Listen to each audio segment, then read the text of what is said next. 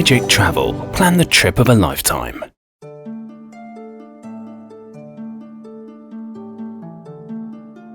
Welcome to Verona, the city of Shakespeare's Romeo and Juliet.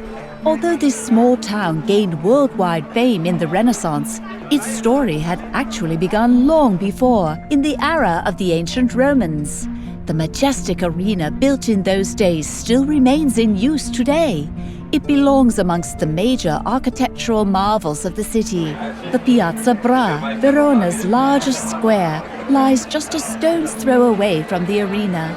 Each Monday, the piazza fills with people arriving for the weekly markets. For more shopping, many tourists head to Verona's main shopping street and largest pedestrian zone, the Via Mazzini. It is one of the busiest streets in the city. At the end of the via stands the Piazza Della Ray. This historic square has served as the city's main meeting spot ever since the Roman days. There are always crowds gathering under the balcony of Juliet's house. Those looking for love should remember to touch the heroine's statue, which is rumored to bring luck.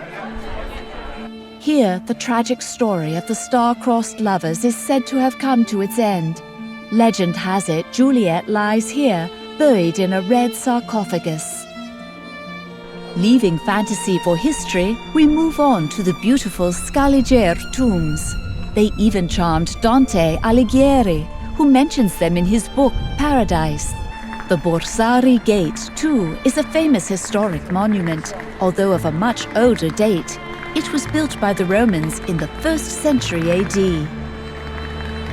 The Pietra Bridge, originally called Pons Marmorius, can be dated even further back, possibly erected around 89 BC. It is the oldest bridge in Verona. The triad of ancient Roman constructions is completed by the so-called Roman theatre. It too is as old as the 1st century BC. A few hundred meters above the theatre lies St. Peter's Castle.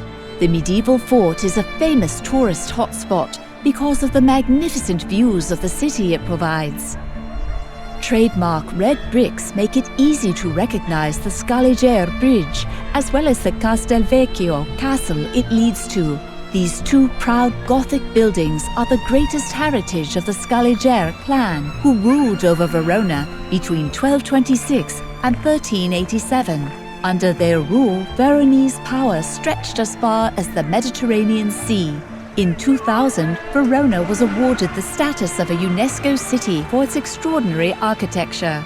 It is easy to see why, looking at the magnificent Verona Cathedral. Built in the Romanesque style, it is dedicated to the Virgin Mary. Notice the pilasters which divide its nave and aisles. They are made out of local red marble. Red is also the color of the Santa Anastasia Church. This 13th century Gothic church boasts columns made from red marble and a red brick facade that was a trademark of the era.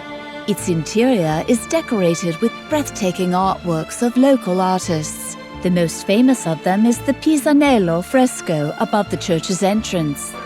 Our day in Verona comes to an end at the city's most well-known church, the Basilica of San Zeno.